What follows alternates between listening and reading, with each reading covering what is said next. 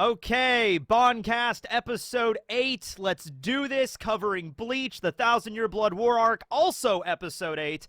There's probably a better way for me to announce that, because, BANKAST episode 8 is obviously covering Bleach episode 8. I don't think there's ever going to be an episode where I only cover half of that episode of the Bleach anime and then I cover the other half later. The numbers mean episode 8 of BANKAST is episode 8 of Bleach, okay? It's a good system. Why am I trying to mess up the system? Why am I even still talking about this? Okay, so things are definitely going to start moving at a much faster pace from this moment onward, especially if you've been a fan of Bleach from the beginning and you've watched like the first series anime where there was a lot of filler. This pacing might actually throw you off. Too Spooky just put out a video yesterday. I watched it, and go watch it as well. It's really good. And I also need to ask Too Spooky to be on BANKAST at some point because he's a huge Bleach fan as well. But he made just this brief video talking about the 1,000-Year Blood War arc and his impressions of it. And the one thing that he said in the video that really stuck to me was how the pacing here is actually fast. I think we went through like something like 35 chapters within the first 7 episodes of the Bleach anime, and that's insane because if you go back and watch a lot of the fights from, back in the day in the first series, they would add a lot of filler to it. Like in the fight with Ichigo and Grimmjow, you have to add a few extra scenes with Grimmjow like tossing Ichigo around before they actually get back to the canon material.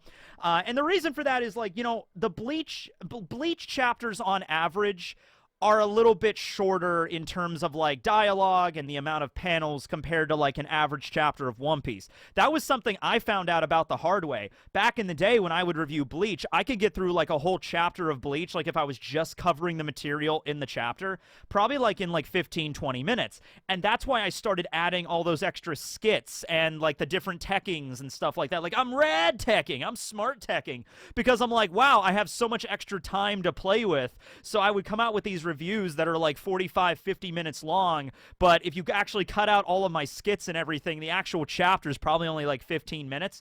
The reason I don't do that with One Piece is because when I started reviewing One Piece, Oda does a lot more dialogue. There's a lot more panels. There's a lot more stuff in the background to discuss. Not to say Kubo doesn't do that as well. It's just there's more of it in One Piece. So if I added the same... I get this question a lot. Like, how come you don't do the skits like with your One Piece reviews as you do with your regular stuff? It's because I'd rather stay on topic with One Piece because there's so much information in every single chapter to dissect. And even then, I don't get everything. But if I included every single detail of the chapter, plus all the skits and sketches and like, hey everybody, I'm rad teching, here's an adventure for like 15 minutes of a side tangent. Oh my god, every One Piece chapter review would be like 2.5 hours. Maybe you don't have a problem with that, but I have to edit these, and so you know what I mean? So like that's the reason those dialed back. But anyway, that was more of just a look back into my own channel. But now we're moving on to episode 8. We are starting off at night, and it's at the beginning of chapter 515. This episode's going to cover 515 to 519, so that is 5 chapters of material. Some stuff is cut out, and there's actually a scene that is cut out of this episode that was in the manga that I'm really upset by. Probably the biggest scene so far in the anime I wish they would have included, and they didn't, but we'll get to that when we get to that. So this is the immediate aftermath of the Vandenrijk's invasion into the Seirete. Most of the buildings are destroyed. A tremendous amount of Shinigami are dead after this event. And it's really cool that they're doing it here at night with like the lanterns and everything, because obviously this doesn't get conveyed in the manga as well. But we have all of the Shinigami of the 4th Division now scouring the Seirete, trying to find as many survivors as they can. This guy right here is the 3rd seat of the 4th Division, Imura Yasuchika. Yasuchika Imura, yeah.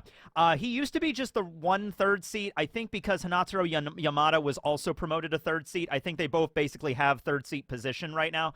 Anyway, he's the head of the 1st relief squad, okay? So he's out there, trying to find survivors, anybody that they could, attempt to heal. They are just leaving the corpses behind. They even say that, like, listen, if you find a dead body, just leave it. We don't have time. We don't have time or the beds or, we'll deal with it later, okay?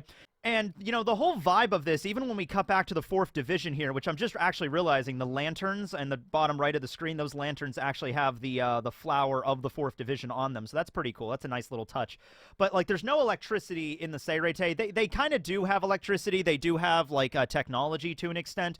But I think it's just, like, a direct tonal choice to not have bright lights in the 4th Division right now. It almost reminds me of like a Civil War era hospital. You know, like there's a bunch of like wounded like Civil War, you know, soldiers. They're like, you know, they have to get their legs amputated and crap, and there's just like lanterns and they're dragging them in, and he's like, oh my god, my leg, my leg. You know, it's that kind of really sad, dark kind of like, you know, we got our asses kicked in this battle really bad. A lot of us are dead, and now all we can do is try to pick up the pieces and try to heal the wounded. So we have Isane here, who is the lieutenant of the 4th Division, as well as Retsu Unohana, the captain. A little strange why they're not really doing anything, helping out the wounded. They're just kind of hanging up here in the office, but whatever. There's this little emotional moment between them.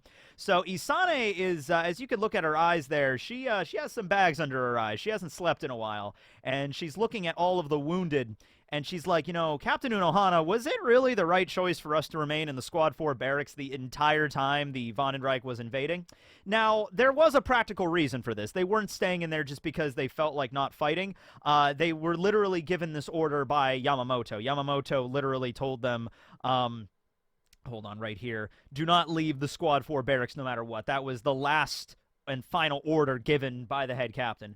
So Isane, which is a little, by the way, a little strange, because like a couple episodes ago, we just had the scene with Isane complaining about her dry skin, where, you know, Yamamoto goes into his Bankai, and there are like, there's over like 1,000 dead within the invasion, like first 7 minutes. So you can't say that Isane didn't know about that, but she's like in the Squad 4 barracks, and she's just like, Captain, my skin is dry.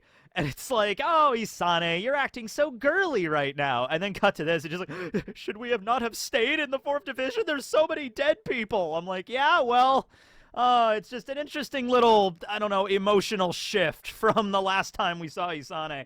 Anyway, yeah, Unohana is basically like, you know, don't let your feelings dictate what you say. It was obviously the right decision to stay there. And you know what? I agree, because it's actually really fortunate that the Vandenreich did not attack the 4th Division barracks. I wonder if that was intentional, because the rest of the Seirete has been effectively leveled. They attacked like every other division. They attacked the 3rd Division, the 6th Division, the 8th Division, the 10th Division, like outside their barracks. That's where most of the captains fought, the Sternritter. So why did they not attack the 4th Division? And I think maybe, I don't know, it almost makes me think, like, did Yuha, like, intend to finish off the Seirete in this first invasion? Or did he plan on, like, no, we're just gonna sort of put the fear of God into them in this invasion. We're gonna bloody their nose a little bit. And then the second invasion, that's when we get real. You know, that's when we truly level this place, you know?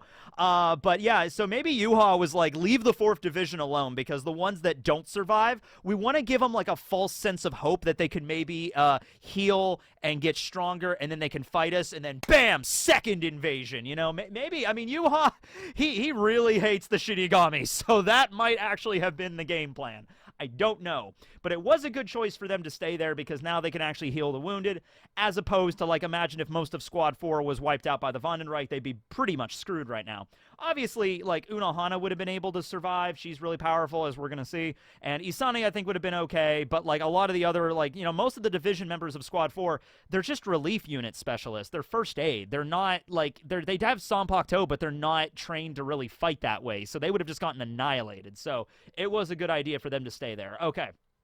So now we cut over to Shunsui, who went to go see the area where Yuha fought against Yama, I guess trying to find, like, you know, some trace of his former master, of, you know, head captain Yamamoto, anything, like a disembodied arm, a fragment of his beard, you know, something.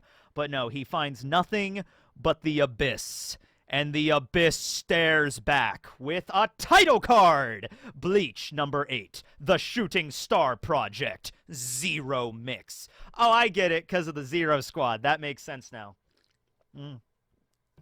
So, yeah, I guess Shunsui wanted to go pay some respects to the old man, but, yeah, they really couldn't find much of him. They do find the remnants of Ryujin Jaka, like the burned-out ashes of that, but aside from that, they don't find anything involving Yamamoto. So, we get the titles, and then we have this scene. So, Ichigo is in the 4th Squad barracks. I love the lighting in the beginning of this episode. It's just so somber. That's a good word, somber. So, one of the 4th Squad members goes up to him and delivers basically a letter saying that, like, okay, Kisuke Uehara managed to send us a message. He's okay. Chad is okay, Orihime's okay, everybody's okay in Hueco Mundo because remember Ichigo left, and then Kisuke's like the cell phone cut out, and that's when Kilgay got back up to attack him, and then Ichigo fought back, and then because remember, that's when Ichigo was heading to Hueco. Because remember, one of the last things that happened was, the call got cut out when Kilhei got back up and attacked Uehara. And so Ichigo doesn't really, he's like, oh, wait, what happened to Uehara? What happened to Orihime? I don't know. You know what I mean? So it's good that, like, they just give him an update. Like, okay, we can't really contact him right now, but he did send a message over and everything will be okay. Maybe Uehara sent it over via, like, really primitive, like, I don't know, telegraph or something like beep, beep, beep. Oh, burp.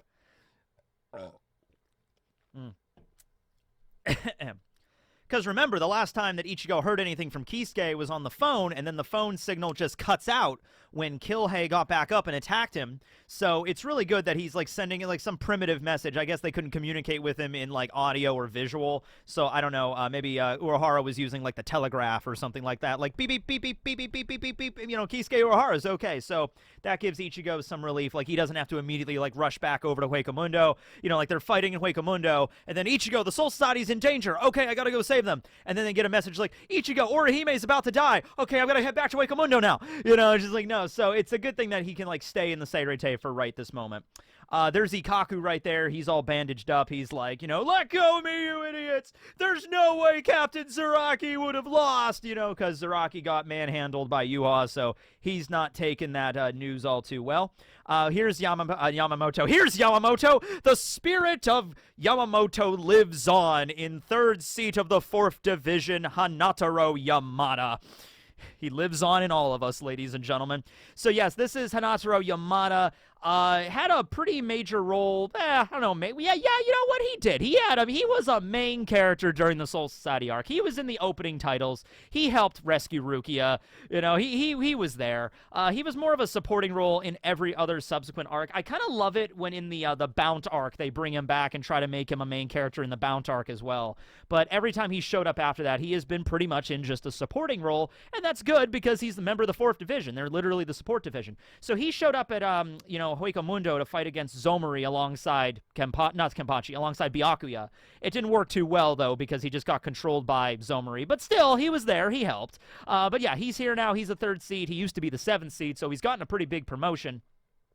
And it's also after the end of the Fake Karakura Town arc with the fight with Aizen, when he came back, he was actually greeted quite well by the 11th Division. He was actually afraid of the 11th Division about to like attack him or yell at him, but the 11th Division was actually very respectful to him. And he's like, 7th seat Hanataro Yamada, you charge directly into enemy lines to support. You are truly a great man. And so that's probably where Hanataro got his promotion. You know what I mean? So all he really did was like heal some people and get stabbed by Zomori, but still, I mean, like, it was a good move there.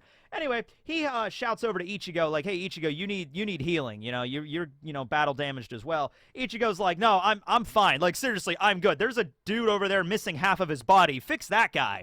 Izuru literally got his stomach and chest and lung ripped out. Byakuya is in critical care. Don't worry about me. I'm fine. I just got some scrapes and bruises, okay? Also, with the Blute vein, I mean, I guess he doesn't really have to worry about, like, that, massive throat wound from when Yuha stabbed him. He was able to block that for the most part. So, yeah, first aid is pretty much good enough for Ichigo to heal up there. Shinji shows up and he's like, yeah, hey, Rukia and Abarai got out of surgery. I want to have a moment right here because this is a joke I remember doing way back in the day. It's crazy how, like, I remember, like, the kind of edits and skits I did, like, over 10 years ago because that's when these chapters came out, like, back in 2012. But I remember the first translation of this, and I think this was back in, like, the manga stream days or something. I think it was manga stream. But anyway, I remember the first translation of this had it written where Shinji says to Ichigo, he doesn't just announce that Rukia and Renji are out of surgery. He says that, like, he finished the surgery. Like, he was the one that operated on Rukia and Renji, kind of implying that Shinji has, like, surgery skills or, like, doctor skills or whatever. That's not actually canon. That was just a mistranslation. But because of that, I remember doing a little joke where I took the House theme, House MD with Hugh Laurie, which was one of my favorite shows back then, and still like it now, but it's been off the air for a while. It's been off the air for actually 10 years. And I used, like, the opening of House, like, do do do doo-doo, but I replaced house with Shinji. It's just one of those stupid little jokes I just remember back in the day, but I really enjoyed it. So anyway, yeah. So yeah, Rukia and Renji are alive. They're out of critical condition. They're gonna be fine. Renji's still unconscious right now. He's kind of hooked up to a ventilator. That's another thing too. We actually get to see the level of technology here. Like, they just have a straight up like heart monitor. Like, in the manga, they don't show this. In the manga, they have technology, but it's more of like, picture like World War II, like era computers, era technology, that kind of stuff. This is like very clearly like flat screen monitors, you know, modern LED kind of stuff, you know, heart monitors and things, and they have that kind of level of technology here. But anyway, this is actually a really nice scene because you have a moment where Ichigo and Rukia have like a back and forth like they always do, where Rukia's like, Ichigo, you came to save us, and Ichigo's like, well, of course I did. Why wouldn't I, you idiot? You know, just like, so they have their like little cutesy back and forth, and you know, I will ship Ichigo and Rukia until my dying breath. So I'll take whatever I can get. These little cute little scenes between them right here where Rukia's in bed with a massive concussion. You have to understand, she literally just got punched by She-Hulk because she fought against, we found out she fought against Meninas McAllen. She's Sternritter P, the power. Her ability is basically just She-Hulk. She, you know, increases her muscles and just boom, muscle waifu, and then bam, punched Rukia straight in the face. So, I gotta say, number one, Meninas is awesome, but Rukia took a hit, alright? She could take a punch, alright? So, yeah, she's gonna be okay, too. I mean, she doesn't have any serious injuries. I mean, her eye, it's not like her eye got knocked out or something. She'll be fine. She'll be okay. So, anyway, we now have a scene here where Ichigo feels a little bad because he's like, I didn't really do anything. He feels like I didn't do much. I just showed up, got my Zanpakuto broken, and then that was it. Shinji tells him, like, hey, man, you managed to drive away the enemy boss, which, you know, it's kind of true and isn't. Ichigo definitely took Yuha's time up, like the last few minutes that he had left to stay in the Seirete. If Ichigo didn't show up at that exact moment, Yuha, actually, I think it was kind of stated Yuha was leaving anyway. So I don't know if Ichigo really drove the boss away, but yeah, he could take that accolade. Why not? I mean, like, he has to give Ichigo something. Also, a member of the 12th Division shows up at this point and says, you know, Captain Kuratsuchi needs to see you about your Zanpakuto. So Ichigo leaves with that guy over to the 12th Division, and Shinji and Rukia are just kind of watching him from the window as the rain falls. And he's just like, man, that guy's always so busy. Now, Rukia knows Ichigo pretty well at this point. I mean, they've been together for a while. Not in that way, although we could hope. But no, anyway, she mentions that Ichigo had a very pained look on his face. Like, more so than just, like, I lost a fight and my Zanpakuto broke. Obviously, that's cause for alarm and sadness. But Rukia knows when Ichigo is upset over, like, the loss of a battle and when there's something else weighing on his mind. And Shinji just kind of mentions, like, oh, yeah, you know, he just lost a fight, you know, all the Seirete got wiped out. Rukia knows him better, okay? And he's like, no, do you really think that's it, Captain Hiriko? I think there's something else going on here. And if Rukia was able to move under her own power right now, I'm sure she'd go after Ichigo and try to figure out what's going on and try to help him any way that she could. But she needs to rest right now. So get some sleep, Rukia. Don't worry. You're going to have some moments later on in this story. Oh, yes. Rukia is not really in the first half of this arc all that much, which is unfortunate because she's like my favorite character. But she'll get some moments later. Don't worry. So anyway, now we cut over to the 1st Division barracks. This is usually where the captain meetings take place. And you see right there on the table, the only remnant of head captain Yamamoto is Ryujin Jaka. At this moment, we have a member of the Stealth Corps show up, the 5th Division of the Stealth Corps, which is like in charge of like relaying the messages. Anytime you see a dude with a long hat like this or the helmet, he's basically there just to deliver messages. Squad 6 Captain Byakuya Kuchiki, as well as Squad 11 Captain Kenpachi Zaraki, have survived. So he mentions that, you know, so we're not changing anything. You know, Byakuya is going to survive, as I assumed he would. They're not going to do something on that level of changing stuff. Although Kubo did bring up in an interview, I forgot I could pull this up. I'm a fan of I follow a Bleach fan group on Facebook, and they posted like the interview about it, so you maybe go check it out there. It's Bleach Shikai posting on Facebook. Check it out. Some cool stuff on there. Anyway, they mentioned this interview where Kubo was talking about the stuff that was cut out of the arc, and it was mainly like the comedy elements, like Shino's ringtone, stuff like that. We even get some stuff with Cone that's cut out of this episode, and that was intentional. That was not like the anime just doing that. It was basically Kubo saying, hey, listen, I don't want to mess up the tone of a lot of these scenes, so can we keep, in favor of keeping the somber, very dramatic, very serious tone of this arc, like this is a enemy unlike any other we've faced up until now. We need to keep the theme with this going. So if there's like a little comedy moment in the middle of all this tension, you can remove that. So we're going to be getting to that in a moment. But, yeah, Byakuya is still alive. He also brings up that Kenpachi as well. He says Kenpachi and Byakuya may not be able to return to their captain duties because of their injuries. That is clearly not the case with Kenpachi because, like, the next couple of chapters, actually in the next episode, we're going to have Kenpachi's fight with Unohana, and he's very clearly, like, completely healed. Probably because Unohana directly healed him, but still, Kenpachi is not nearly as in bad of shape as Byakuya is. Byakuya pretty much had his stomach, like, gouged out. I mean, it was pretty bad. Kenpachi got manhandled by Yuha pretty badly, but, you know, not nearly as bad as Byakuya. So anyway, at this point, Soifone gets really upset with all of this. She just kind of wants to yell and let her anger out. She's not handling it very well.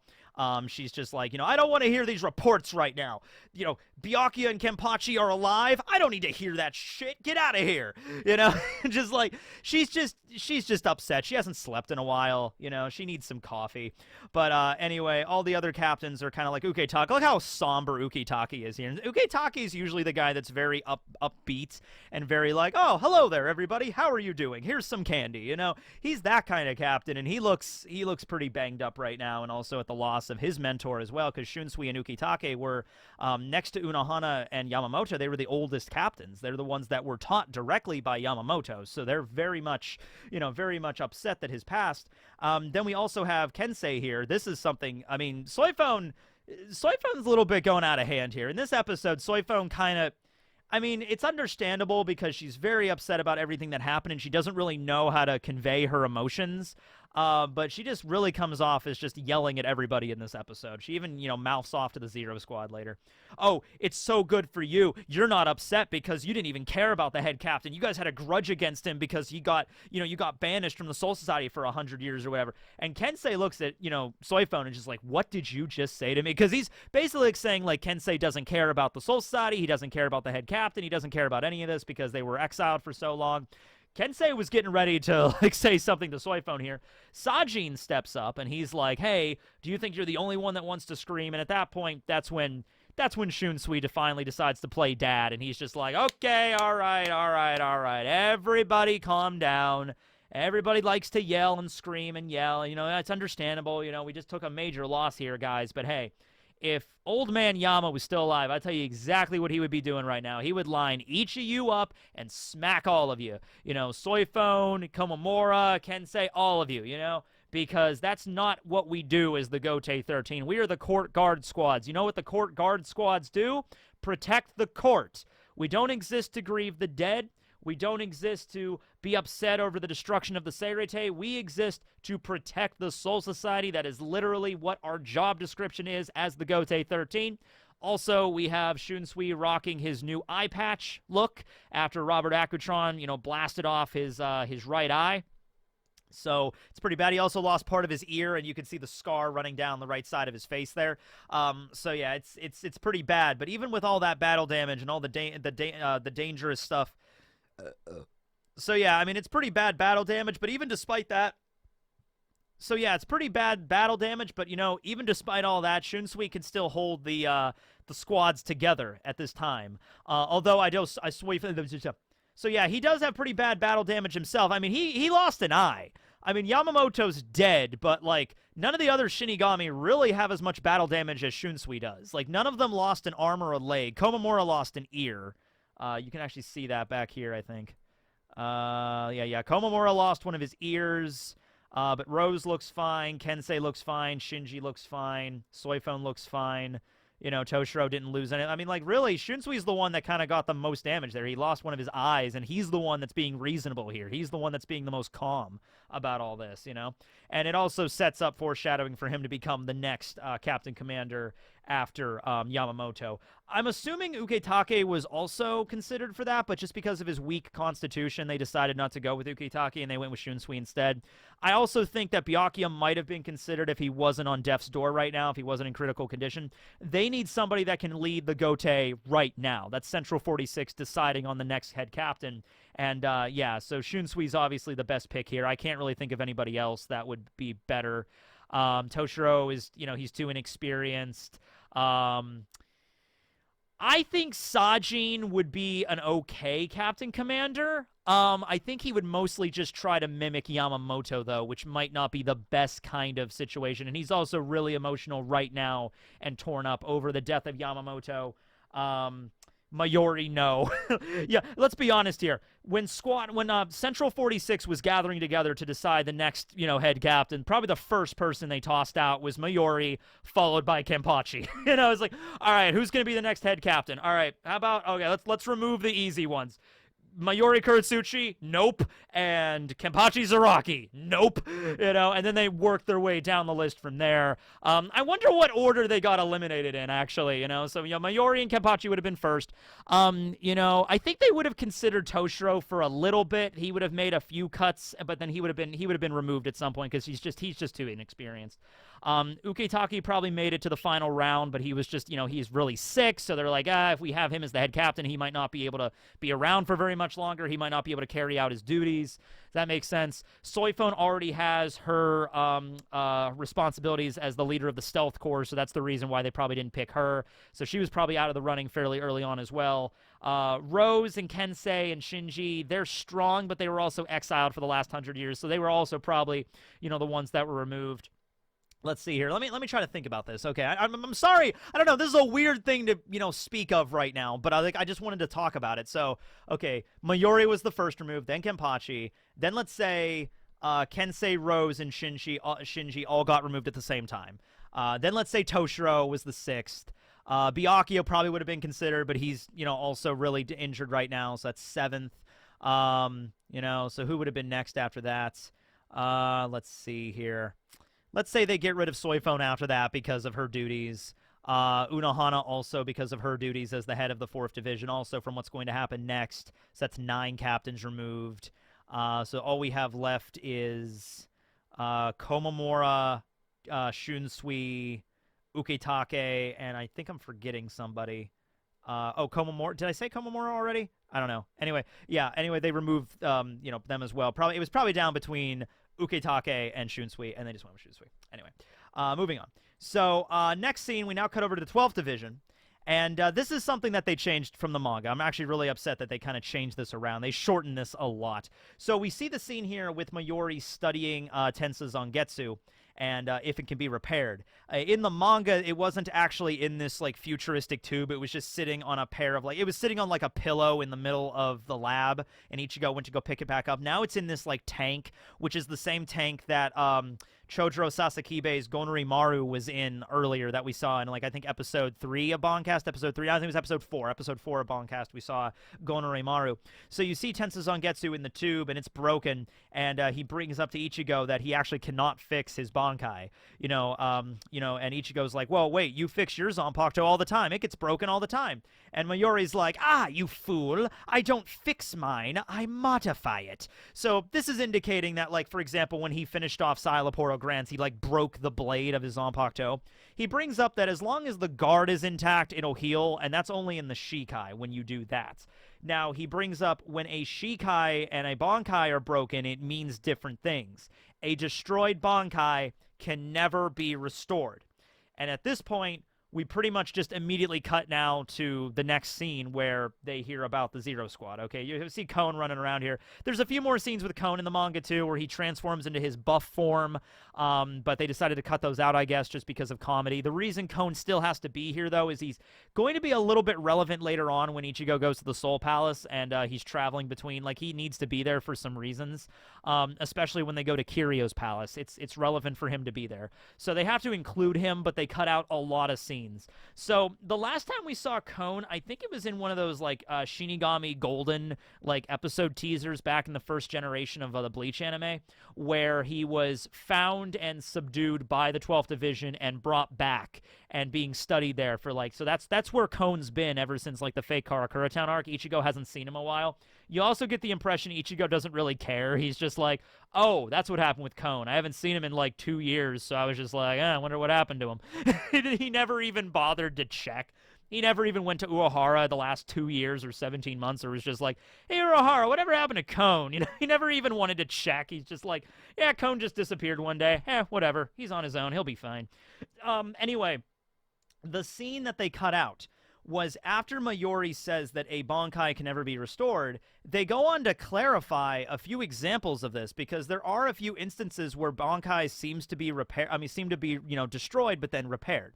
So the first they bring up is I think Komamura's Bankai, Kokujo Tengen Myo, where Mayuri mentions that Kokujo Tengen Myo is the only Bankai that is an exception to this rule, the only one. Okay, because Komamura's Bankai gets wrecked a lot during Fake Karakura. Aizen basically cuts it in half, yet it returns in full form. This is because the nature of Komamura's Bankai is very closely connected to his own body, where if his Bankai, Kokujo Tengen Myo, gets damaged, so does Komamura. So if Kokujo Tengen Myo gets slashed across the chest, Komamura gets that exact same injury. However, that is a weakness. However, on the flip side of that coin, when Komamura is healed by, the 4th Division or by Orihime or anybody, that will also repair his Bankai as well. So it's sort of like a very good, a very risky kind of double-edged sword in the situation for Komamura. However, that is the only exception of a Bankai being able to be restored to its original form. They also bring up Ikkaku, and I'm really upset they didn't mention Ikkaku's Bankai. So if you go back and watch the fight between Ikkaku and Eterad Leones, one of the Fraction of Grimmjow, Ikkaku goes into his Bankai for the first and only time in the entire manga, and it gets wrecked really badly. So Ikkaku's Bankai takes the form of those 3 large weapons. He has like these 2 giant axes in his hands, and then that huge axe that like floats behind him. At the end of that fight with Eterad, one of those axes is completely destroyed. It's completely obliterated. All he has is the handle, and then another one is cracked it's a very fragile Bankai. And so Mayuri mentions that Akon was able to superficially repair it, but it is not nearly as strong as it used to be. So what I think Akon did to Ryumon Hozoki Maru, Ikkaku's Bankai, was he basically like pieced it back together, super glued it back together, basically. It's like, imagine you have a vase, and the vase shatters into 100 pieces. And you painstakingly take some super glue and you paste it all back together. Yeah, you might get it back to where its original form is, but it is not nearly as sturdy as it used to be, because it's literally been broken into 100 pieces and you're just pasting it back together. So maybe Akon used some other materials. He took some metal and he tried to like superficially, like he took the broken handle of Ryomon's Hozoki Maru, made another version of it, like a mold of the axe blade, and then added it to the handle. But it's not nearly as strong as it used to be. So that's the case there. And then lastly they bring up Renji's Bankai, Hihio Zabimaru, where when Byakuya fought against Renji way back in the Soul Society, remember parts of the segments of Hihio Zabimaru got broken, and Mayuri brings that up. He's like, have you ever actually counted the segments on Hihio Zabimaru? Those joints are still broken. So it's just not as noticeable with Hihio, because it like extends, like Hihio has like a bunch of like, let's say 20 or 30 different joints, but after the fight with Byakuya, he might only have like 16 joints, but you can't really tell unless you actually sit down and count the joints, So that's Kubo basically saying that, like, no, I'm not retconning this. This was something that I always kind of planned on. Bankais can never be restored. And that's the case with Tensu Zangetsu right here. Tensu Zangetsu's in this tank. It's cut in half. If Mayuri wanted to, he could probably, like the same thing with Akon with Ryoma Hozoki Maru. They could take some freaking, like, Gorilla Glue or something and just paste it back together. Like, there's nothing physically stopping them from doing that. But imagine fighting with a katana that literally has this massive crack in the middle that you just pasted back together and taped up, with, like, flex tape or whatever. It's not going to really hold up, you know what what I mean? So Ichigo needs his Zanpakuto to be repaired, you know, the same as it was or even stronger. That's what he needs in order to fight Yuha. He's not going to be able to fight Yuha with like a half-strong Tensei, you know what I mean? At this point, we see Cone running around, and Mayuri receives a call that Squad Zero is arriving. So it is time for Squad Zero. I hope you appreciate this because, like, I remember back reading Bleach Weekly, Squad Zero was first mentioned during Turn Back the Pendulum, which I think was volume 36 of Bleach, and this is volume 58. So this is a good 22 volumes since Squad Zero was first mentioned. There were so many theories of Squad Zero back in the day. It was crazy. But anyway, we immediately cut over outside the Seirete, so it's like an immediate cut. And it's the same thing that happens in the manga, but it's just, you know, it's just pacing, man. I'm not used to pacing. See, if this was the original Bleach anime right here between these two segments, there'd be a shot of Ichigo running through the Seirete with all the captains meeting up with him before they got to this scene. You know, that's probably what would have happened, definitely. Anyway. So, Ichigo shows up, and he begins to ask the question of, like, wait a second, why is the Zero Squad showing up now? So Ichigo shows up and he starts asking the major questions of like, wait a second, you know, why is the Squad Zero only showing up now after the Seirete got destroyed? You know, shouldn't they have, like, helped us? This is when Shunsui kind of explains a little bit about them. He says that they live in the Royal Palace with the Soul King. Ichigo's like, well, isn't that, you know, in the Seirete? And, you know, he's like, no, it isn't. Actually, remember that first time you came to the Seirete, Ichigo? Like, the first time, like, episode 21 or whatever, when they arrived in the Rukon district and they had to fight Jidambo? When they showed up, that giant wall, that Seki wall that surrounds the Seirete, that wasn't always there. That came down when Ichigo arrived, and we actually find out later that was actually the machinations of Aizen. Aizen actually, I think, acting as Central 46 or manipulating things at that point, was able to summon the wall as soon as Ichigo showed up. And the wall has stayed there because things have been so chaotic recently with Aizen and now the Quincy's and everything. But the wall is usually not surrounding the Seirete. There's usually not a reason for it. But in this case, the wall is there, and it normally is protecting the Soul Palace, which is above.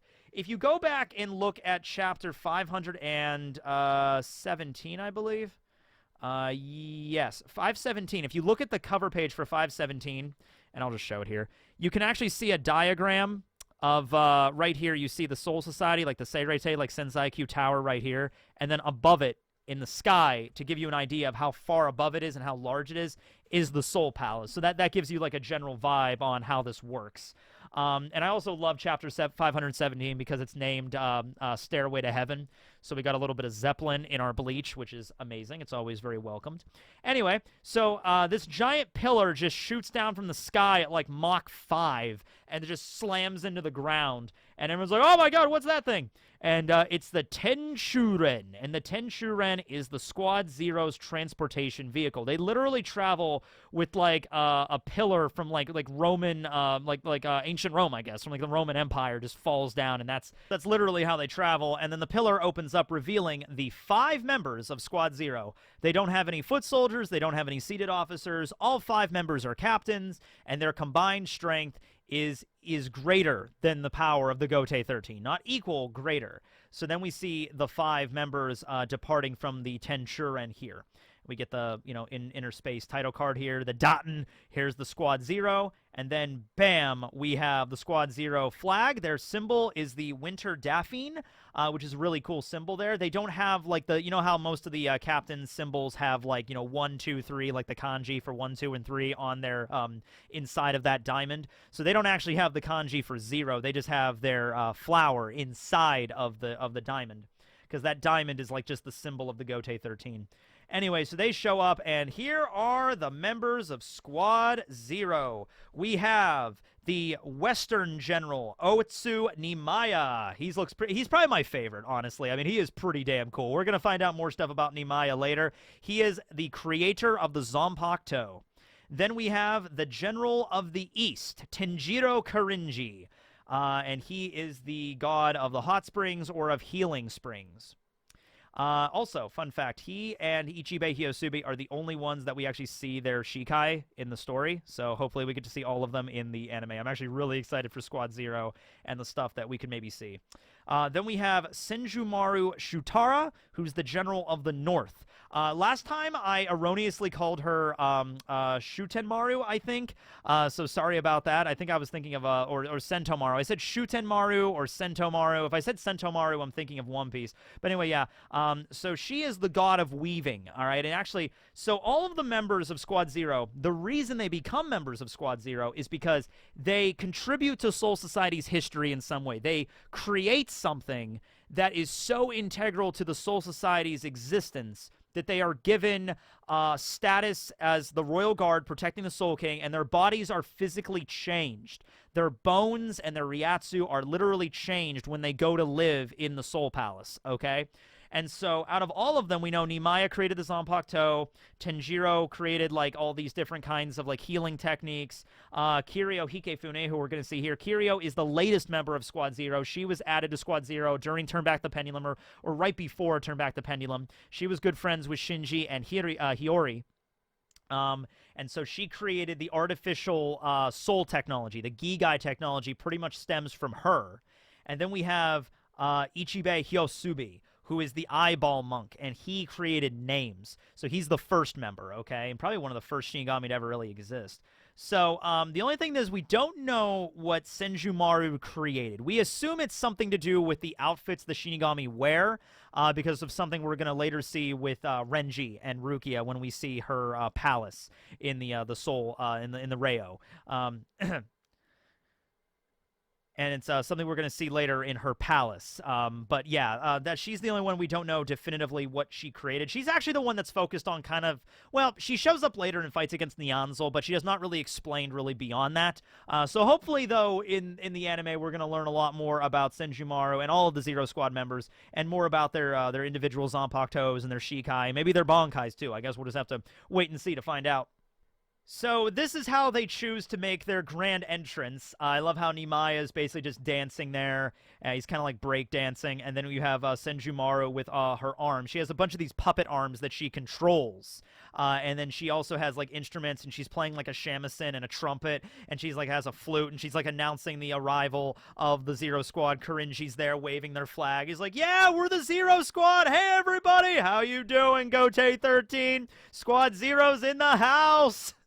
Have you been getting enough sleep? Have you been eating right? We don't get to catch up as much as we should. Also, there's something, just because last episode we saw the original Gote 13, it made me think of something. None of the original Gote 13 that we saw are now members of Squad Zero. And at first I was like, that doesn't make any sense. And then I started thinking, or that's a little, maybe that doesn't make sense, but it's just a little strange, you know? Because, you know, you think the original Gote 13, somebody in that original group would have become a member of Zero Squad. But then when you start to think about it, and the reason of why, like the criteria to become a member of the Zero Squad is you have to create. You have to make something. You have to change Soul Society history. It's the reason Yamamoto was never asked to join the Zero Squad. I mean, obviously he was important as the head captain, but I don't think he was even offered, because Yamamoto was really, really powerful, but strength alone does not get you a position of Squad Zero. You could be the strongest Shinigami ever. You're not going to get into Squad Zero just on strength alone, okay? That's the reason none of the Kenpachis are in Squad Zero, you know? And there's been some really strong Kenpachis over the years. The original Gote 13 were just a bunch of killers. They were mercenaries, basically, you know what I mean? So they did not create. They didn't do anything. They just created a high body count. That's all they did, right? So it would make sense why they would not get into the Zero Squad, right? They're probably mostly retired or dead at this point, or maybe they died in battle, considering how, you know, warfaring they all were. But yeah, just something I thought of and I wanted to bring up here. So this is Kirio Hikefune right here. She kind of slaps Shinji upside the head, and Shinji's like, why'd you do that for? And Kirio's like, oh, did you forget me already? It's me. Hi, Shinji. And wait, he's like, she asks how Hiyori's doing. And then he's like, wait, Hiyori? He's like, wait a second, it's you, Kirio. And so Kirio's appearance, from what we can understand, is vastly different from the last time that Shinji has seen her. And this is true. So she is the goddess of grain, or the general of grains in the Soul Palace. And her whole thing is food. And in the Soul Palace, there's a thing called Super Reiatsu, right? It's not regular Reiatsu, it's Super Reiatsu. And the way that you infuse this Super Reiatsu into your body is by eating the food of the Soul Palace. So she's the one in charge of that, on top of creating the artificial soul technology, which she actually infuses into her food. And a byproduct of that is she really plumps up in order to have like a reserve of Reiatsu. When she cooks, she burns off all of those calories, and she has, like, in typical anime fashion, she has a slimmed down form that's like really wicked hot with like huge boobs. So, you know, just wait for that. We'll be getting to that maybe in the next episode or the episode after that. We'll see. But anyway, yeah, that's like Kiryo's like true form. Then we have Korinji, who is the god of healing, or the general of healing. So he shows up to Unohana and mentions that he was the one that actually taught Unohana her healing techniques. She didn't start out like being able to heal others with Kaido. Kaido, by the way, is healing Kido. She actually learned it from Korinji. And there's a moment here, right here, where Shunsui calls him Osho. They're not actually using Ichibei's real name. This is very important because Ichibei Hyosubi is the creator of names.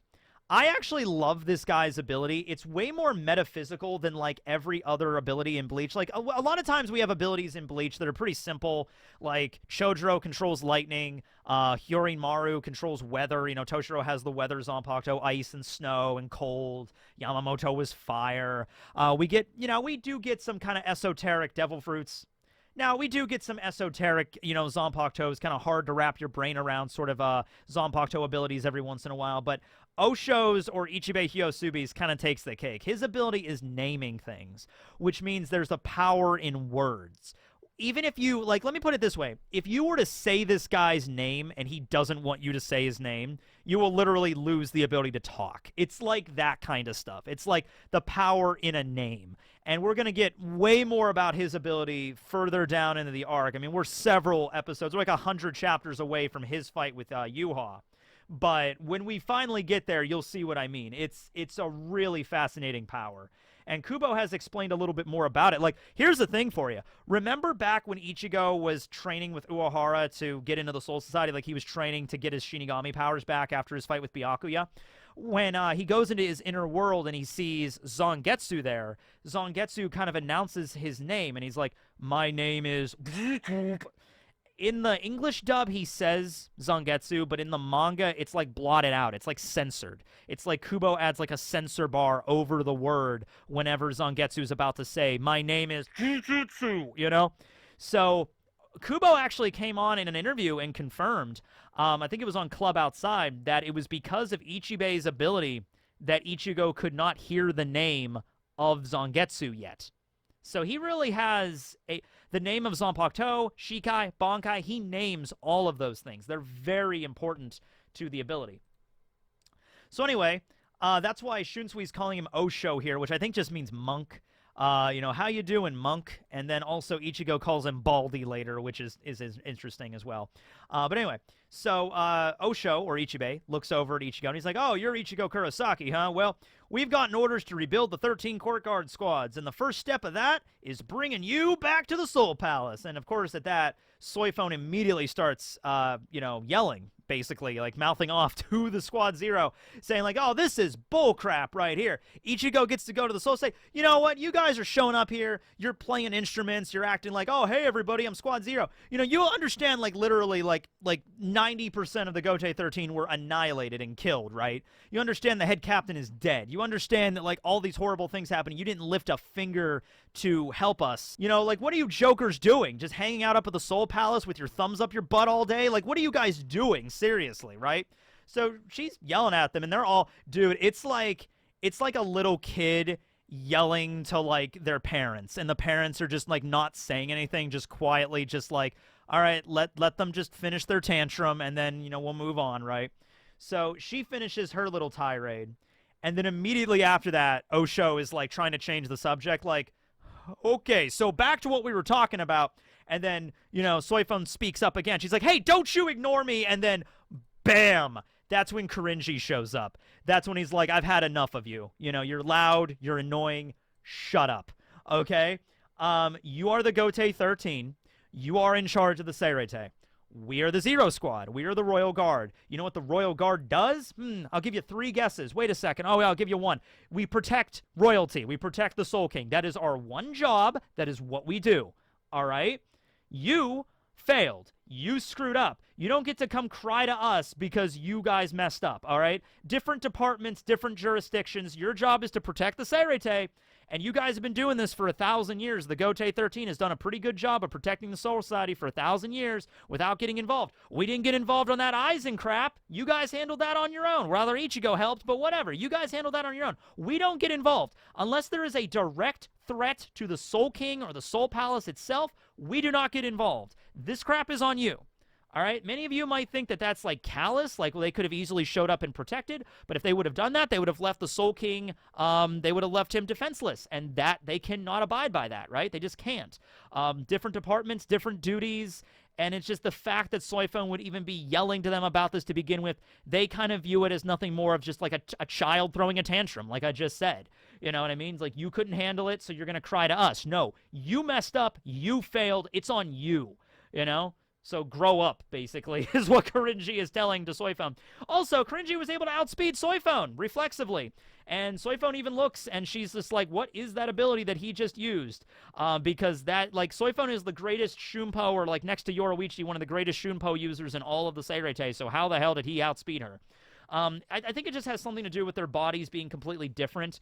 They have the Oken in their bones. They also have the Super Reiatsu. So he didn't just use regular Shunpo. He used Super Shunpo, okay? All of the techniques are kind of just leveled up because of the changes in their body of living in the Soul Palace. So, obviously stronger than all of the Gotei 13 is seemingly warranted now that we see how fast Korinji is compared to Soifeng, who's like one of the fastest characters in the whole Soul Society. Absolutely. So, he goes on about that. You know, it's like, you're not worthy to bear this title. Ichibei interrupts and kind of knocks him down, not because he agrees with Soifeng, just because they have stuff to do and they're on a schedule. They got to get moving. So at this point, Senjumara speaks up, and she announces that she actually has all the stuff on their to-do list. So they have Byakuya and Renji's bodies, they have Rukia as well, and Tensa Zangetsu you see in the orb up there. So she kind of used her puppet arms and grab all of and bubble all of these characters, as well as the Tensa Zangetsu in the 12th Division, and bring it back. So that's like, okay, we have everything, we're ready to go. All's left is Ichigo Kurosaki to come with us. I also love the effect of Senjumaru's arms. They add like sort of like a puppet sort of like effect to them. Kind of reminds me of like Kankuro's crow puppets and the ant puppets in Naruto, how the puppets would make that like kind of like sound. I can't even do it right, but they make that kind of sound here, and I really like the sound effects on that. So it's like, yeah, now we just need you, Ichigo Kurosaki, to come with us. Now Ichigo is a little bit hesitant here because he has a lot of other duties to handle. You know, Orihime, Chad, and Urahara are still in Wake Mundo. Nell is still in Wake Mundo. He, you know, agreed to help her out. And then there's also the Seirete, where there's a lot of wounded. You know, so should I be going to the, you know, the Soul Palace right now? Should I be meeting the Reio? Like, what's going on with this? Unohana speaks up very briefly, though, and says, I can't allow you to take, you know, Byakuya with you, especially, because his wounds are so severe that if you move them, they could die. And to this, that's when Korinji speaks up and says, I think you should be fully aware, Retsu, that you will not be able to heal them fully with your powers. So this is something that's kind of lost. In the manga, he basically uses Retsu with, like, quotations, as if Retsu is not actually her real name, which it isn't. She changed it. Retsu means fierce or violent in Japanese, which is very befitting of Unohana, but that's not her real name. Her real name is Unohana Yachiru. She is the namesake of, or Yachiru was named after her. So yeah, she's the namesake of Yachiru Kusajishi, who is the 11th Division lieutenant under Kenpachi. And she is also, you know, the first Kenpachi, as we're going to find out.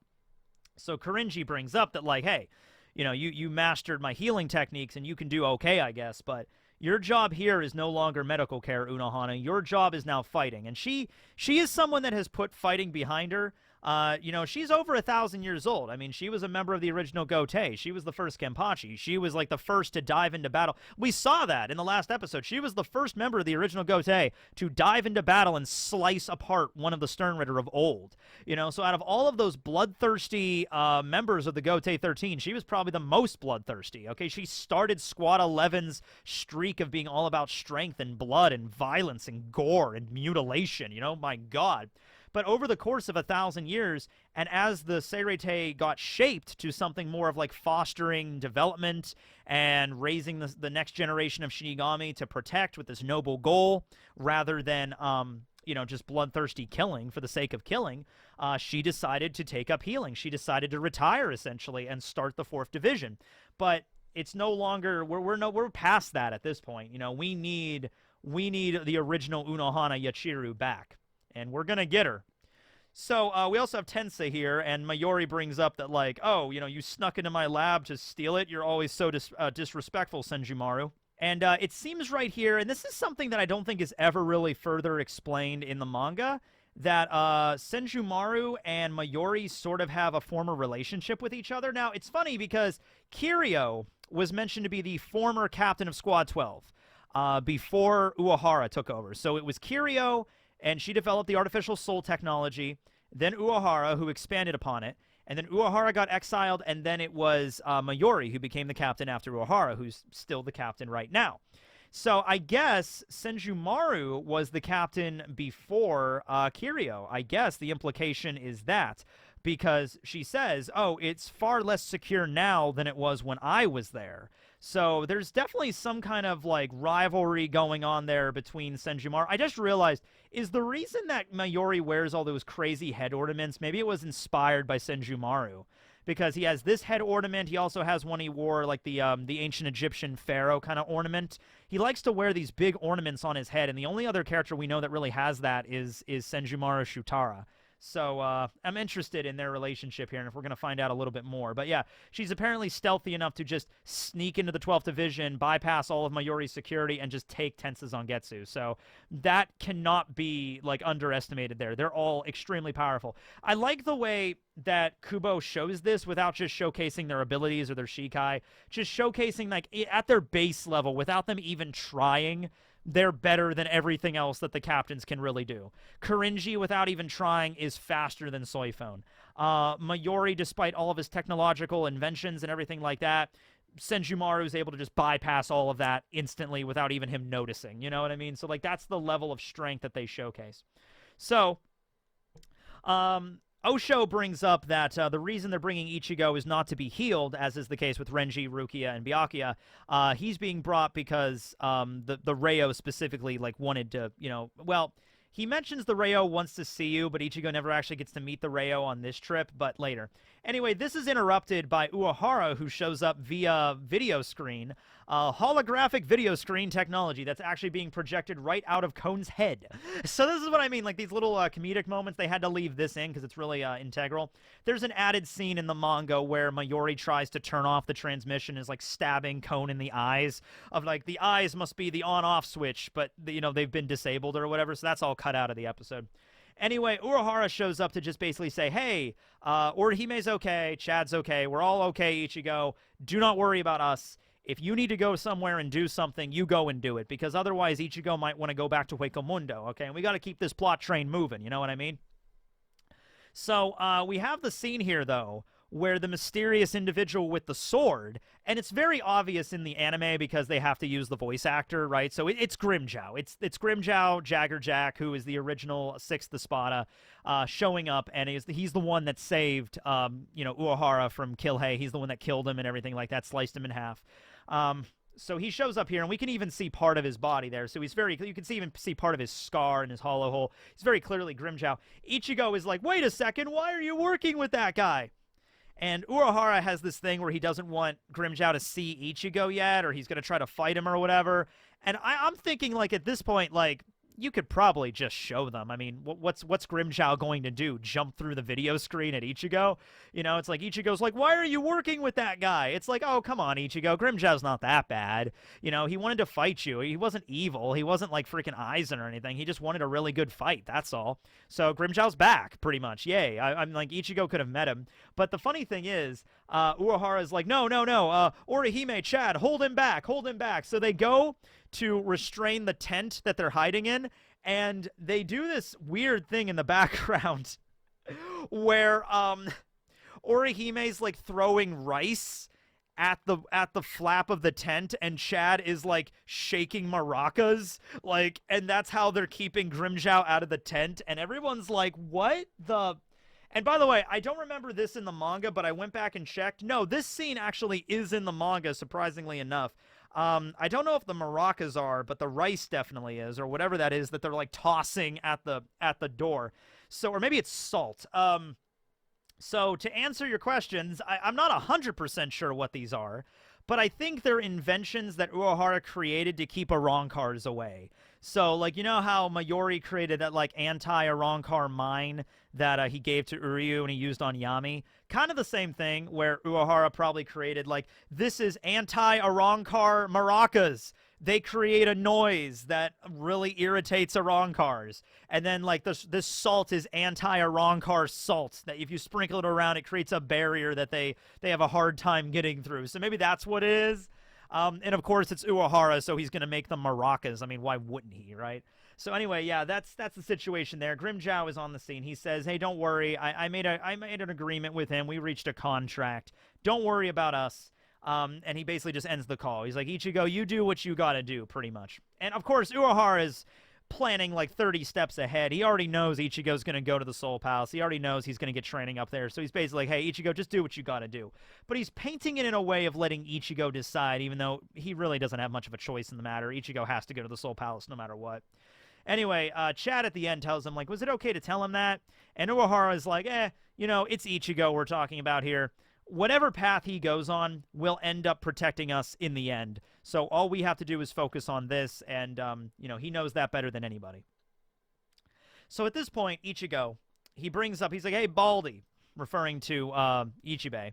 He says, hey, if I go to the Soul Palace with you, will I be able to fix Tensa Zangetsu? And he says, no, you can't. It's beyond repair. However, you can reforge it into something resembling your original sword. Now, Ichigo doesn't really have a lot of options here because he needs his Zanpakuto to fight against Yuha and the Quincy's. So, you know, if he can't fix it, if it's reforging, whatever it has to do, whatever you got to do in order to make it, you know, fighting fit for me again, I got to go with you, sure. So we cut over some scenes here where we basically just cut over to Kakaku Shiba's house, and she's like, okay, time to blast off. Okay, yeah, here we go. Bye, everybody. Flower-carrying cannon. Boom, into the sky. Aren't there any seatbelts on this crazy thing? So there's extra scenes here with Kukaku in the manga where they actually arrive and they have a little bit of a banter back and forth. There is Ganju holding the banner. It used to be two giant arms holding the banner, but now it's Ganju statues holding the banner. It's been a long time since we've seen Kukaku, so it's kind of sad that we just kind of skip over all this. Also, the explanation on why they're even there. See, the cannon originally is intended to launch the Tenshuren back into the Soul Palace because it doesn't have the ability to return on its own. It uses Super Reiatsu to launch, but there's no Super Reiatsu in the regular Soul Society, so they need to use this specific cannon developed by the Shiba clan to launch it back up. So that's the reason for that. However, there is a brief scene where they do leave it in, where it's like we have no choice to let him go because the Soul Society will get destroyed if he doesn't train, and even if it makes Uncle sad. So here we are right here. This is, of course, Isshin Kurosaki, Ichigo's father, former captain of Squad 10. They're revealing this a little bit early on here, but I'm okay with it because of the pace we're moving here. We're going to get to the we're going to get to this flashback here probably within the next 5 episodes. So I think it's pretty good foreshadowing. So yeah, Isshin Kurosaki's original name is actually Isshin Shiba, and he's the uncle of Ganju and Kukaku. Remember, Kukaku's older brother was also Kaien Shiba. So he's not like directly related to them in that way, but still is related to them. So, by the way, Kukaku is magnificent. Anyway, we also have the Fullbringers. The Fullbringers are back, too. They were hanging out at Kukaku's place. They were rescued from the Rukon guy, as she says. You know, I took you off the mean streets of the Rukon district, so now you're going to train here. So we have Ginjo Kugo. So we have Ginjo Kujo, and then Giriko Kutsuzawa, and then we have Tsukishima, Shukuro Tsukishima, all hanging out here. And then we also have Ganju. We already knew Ganju was going to be there, but here he is. Excuse me. And they're all training for this upcoming battle, the second war with the Quincy's. Ganju does stuff, but it's once again a character that kind of just gets pushed to the side. I hope there's more with him. And the Fullbringers, they only show up in like one chapter to do anything. At least these Fullbringers do. We get to see Yukio and Riruka later on. But when it comes to Ginjo, Giriko, I don't even think Giriko does anything. Ginjo really doesn't either. It's Tsukishima that does most of it at the end of this arc. But we'll get to that. Hopefully we'll see a few more scenes with them helping out before we get to that very last moment where he shows up. But if that's not the case, then just make a mental note that Tsukishima's here in the Soul Society, because it is going to be relevant. Even if it's just as like a last-minute kind of savior moment, but whatever. So finally, we get to see the Soul Palace in its grandeur. I love this. Obviously, in the manga, it was there was no sun behind it. It was just all white backgrounds, and then the entrance here. It's not as built up as you would imagine it, but it makes it work. You know what I mean? Like, it's still this sense of reverence. This isn't just the royal palace. This is literally where God lives. Okay, this is God of everything. The crux, the nexus, the keystone of all existence everywhere in every dimension. He lives here, okay? It kind of does give off that vibe with the sun itself, literally. It looks like center building right there, the greater palace, is just emanating this godly, holy, radiant light.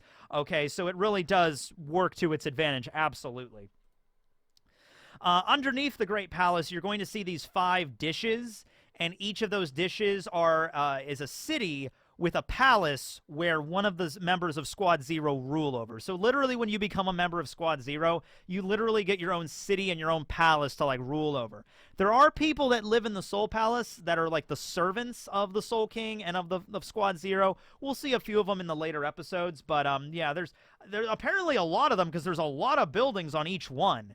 So you would imagine that, like, on top of Squad Zero, there's got to be, like, a few hundred servants at least, maybe a few thousand, but we don't really get to see that many of them during the manga. So maybe in the anime, they'll show us a little bit more about how they all live in this whole situation they have here. So I really like this scene right here where Osho basically says, hey, it's okay to brag, nor ordinary Soul Reapers are not allowed in this place. So if you want to go back and tell everybody that you've been to the Soul Palace, I mean, that's a pretty big achievement, you know, just in and of itself.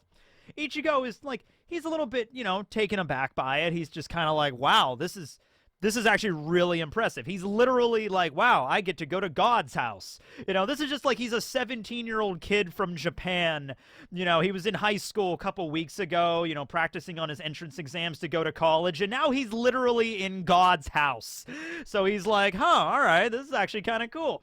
And Ichigo realizes at this point, though, is like, hey, wait a second, this is the place that Aizen wanted to get to. This is the place like Aizen wanted to move like heaven and earth to get to this place to kill the Soul King. This is like the whole point of his plan.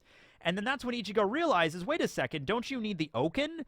Didn't Aizen want to create an Oken, like kill all the people in Karakura Town to make a key to get into the Soul Palace? Like, wasn't that the whole point of that? And at this point, Osho explains that the Oken actually is their bone. Their literal bones are actually transformed into the Oken by the Reio when they become members of Squad Zero. Like, that's literally what happens there. And so it goes into detail. See, this was the Oken that, as it was originally shown in the manga, like it was an actual literal key, and a really fancy key, I have to say. And Senjumaru shows up, and she begins to explain that Aizen was basically trying to create one of us. He was essentially trying to create a creature that could rival the powers of a Zero Squad member to gain access to the Soul Palace, where he could then take the place of a god. And she goes on to say that Aizen Sosuke is literally evil personified. However, the Quincy's that have showed up now are even more evil than that. Okay. So I got to pause this for a moment. Let's go back here for a moment. All right, so first of all, Aizen was trying to make an Oken. Kind of up for debate whether or not he was trying to make, like, another being that could be the Oken to open up the Soul Palace for him, or if Aizen was attempting to transform himself into an Oken because of the powers. Like, that seemed to be what he was doing with the powers of the Hogyoku. He was, like, creating, like, making himself more and more powerful. So what if he was trying to create, like, himself, turning himself into the Oken? Either way, they view it as extremely sacrilegious to, like, you know, the Reio and everything like that. However, this line right here, where Senjumaru says, you know, the Quincy's that show up this time are even more evil than Aizen, and he was already evil. You know, he was planning on taking the place of a god. When you actually read the Can't Fear Your Own World, the light novel, and you learn a little bit more about the history of the Soul King and exactly how he came into existence and how the Shinigami came into existence and the whole situation there, it's a little bit funny that she's saying that, like, oh, Aizen wanted to kill, you know, the Reio, therefore he's, like, one of the most evil people imaginable. Where, considering how the Reio was created to begin with, is it doesn't paint the Shinigami in very good light. Let's just say that. It does not paint them in a very good light. But that will be a discussion for another day. Anyway, we cut immediately to Ichigo, now about to play Whack-A-Mole. Not Whack-A-Mole. What's the game? The strongman game at the fair where you take the big hammer and you're about to lay it down into the thing and it hits the bell. That's what Ichigo's about to play. So the transportation method is a little strange in the Soul Palace. Basically, Korinji's going to slam down this like giant like pedestal with a hammer, and then that's going to send Ichigo flying off to one of the palaces. So they explain a little bit how this works. This is the main entrance of the palace, like the vestibule area. You can see Ichigo at the top there on top of that pedestal. And then that's the Greater Palace, which is where the Reio himself, where the Soul King actually resides. Now, beneath the Greater Palace, you have these 5 sub-palaces called the Squad Zero Riden. All right, and these are each palaces and cities that are ruled over by members of the Squad Zero. So you look how big these things are in the cities and all the, like, the towns and buildings and stuff like that. There's got to be at least several hundred servants and maybe thousands of servants working in the Soul Palace at any given time. Like, why else would they need this much space? Also, if you might notice, the one at the bottom is a little different. All the other ones seem to be just buildings with, like, a big building in the center, which is the palace for the Zero Squad member. The one on the bottom is a little different. It has, like, half of it is, like, made of water. And it took me a while to realize what that is. And when I realized it, I was so impressed. That is Nimaya's palace. That's the Zanpakuto Hohoden, or the Phoenix Palace, because in order to forge a Zanpakuto, you need a massive amount of water to, like, cool down the forging process. Later on, when Ichigo gets his new swords forged, he literally evaporates the entire ocean. So I love that they actually had the wherewithal to include, oh yeah, the Hohoden, half of it is ocean. Because it needs to be, because of the forging process, okay? So that was a really cool freaking addition that I do not think, I'll double check, but I don't think it is included in the original manga here. Let's see here. Oh, that's weird. Also, in the original version of the Soul Palace, it seems like there was cities and towns, like, underneath the, like, right here, you can see there's nothing below this. It's just clouds. In the manga, it actually shows buildings underneath this, which is strange. But okay, that's from chapter 519 if you're curious. Yeah, I don't think they actually show. No, they don't show the top part of it here. So this was something they added in the anime. Pretty good touch. Pretty good touch. Anyway, so the first palace they're going to be going to is the Kirin Den, which is, Kirin just means giraffe in Japanese. I think it can mean some other stuff, but I'm just going to say they're going to the Giraffe Palace. So they're going to the Giraffe Palace, which is Korinji's palace, which is Hot Springs. Okay, and so Ichigo just immediately match cut to, we're going to the Kirin Den. All right, here we are in the Kirin Den.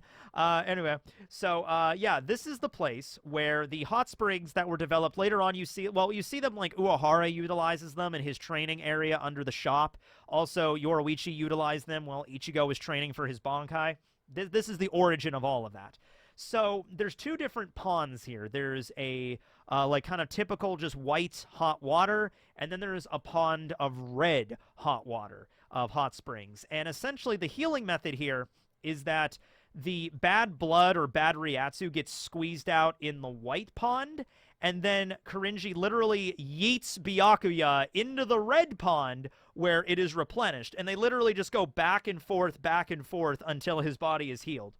Now, the way they explain this is not all that in great detail. It's pretty much just like, yeah, the blood gets drawn out in the white bone hell and gets replaced in the red pond, and then replaced, and then replaced, and then back and forth and back and forth. Now, somebody explained to me how, like, the fact that Byakuya had his entire stomach gouged out, how replacing blood in his body does that, how that heals.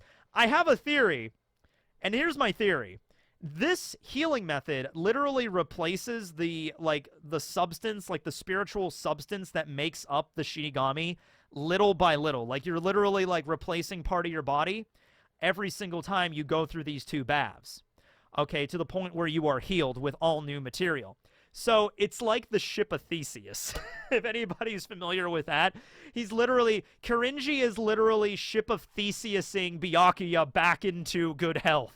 Where, if you don't know the ship of Theseus, it's that old philosophical, like, parable or whatever, where it's like you have a ship that leaves the port. Over the course of its journey, it keeps getting damaged and replaced with new parts until eventually no original piece of lumber from the ship of Theseus was what it looked like or what it had at the original beginning of its journey. So all the pieces were slowly replaced one after another, and then it returned to the port.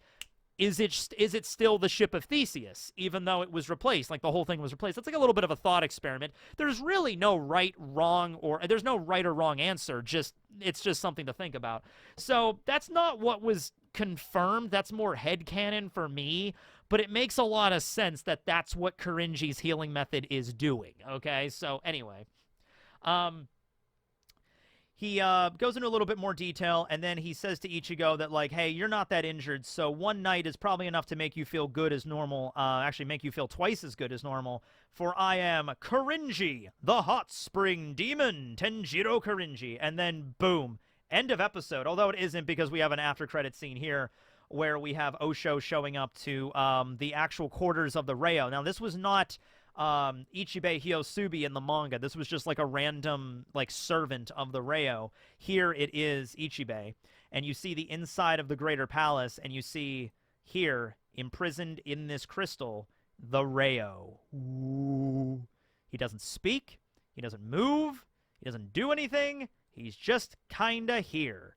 But he is very, very, very important for reasons that we'll get into next time, because this episode is already long enough. But anyway, yeah, so let me go back a little bit here, though. There was another scene they cut out of this episode. And I could kind of see them because they wanted to keep this moment very tense, like to keep the drama up. But there was a scene in the original manga that many people might be upset that was not in this episode. So Rukia is also being healed in this hot spring. And there's a scene when Ichigo and Korinji are just kind of hanging out in the pond. And they're just like, wow, this is kind of weird. We're just sitting in a hot spring. And then Rukia's butt just kind of floats up from under the water. And then Korinji's like, hey, makes you think of peaches, doesn't it? Yep. And then he immediately, like, shoves Rukia back under the water. There's even a moment where Ichigo's like, you're gonna drown them. They're gonna die. They're mortally wounded. What are you doing? You know what I mean? So, yeah, that was cut from this episode, probably for the same reasons that, like, the extra stuff with Cone was cut, but, like, yeah. Anyway, so that was the episode, and now we're moving on to the next one, which is actually going to focus a lot on Kenpachi. The ending poem is for Kenpachi. Neither form nor soul shall escape my blade. Nothing except you. Ooh, ominous. And then we have Bleach, number 9, The Drop. And then that's the end of the episode. So I believe, I don't take my word for this 100% because I'm not sure, but I think there's a break next week in the episodes. I should probably go check on that right now, honestly. So let me just go pull that up really quick just to see Bleach episodes. Because I read something online that there's going to be a little bit of a break and they'll be back with 2 episodes after that, I think, is what it said. Episode 9 will air No, episode 9 is listed to air on December 6th. So maybe I misread that, or maybe it's episode after December, maybe after December 6th, maybe episode 10. But episode 9 should be next week, according to Wikipedia. And when has Wikipedia ever been wrong, right? Anyway, that's the episode. A lot of stuff to cover in this one. This might be the longest episode of BANKAST so far. I've been here talking for a long time. But anyway, hope you all enjoyed it. This will be Techie 101 signing out. Let me know what you thought about it below. And we're going to find out more about the 5th. I keep saying, okay, for some reason, I've had to stop it so many times in this episode. I keep saying 5th division. I think it's because Squad 0 has 5 members. So I keep saying Squad 5. I've had to repeat, I've had to like cut it out so many times in this episode. Anyway, thanks for watching. Later, everyone. Signing out.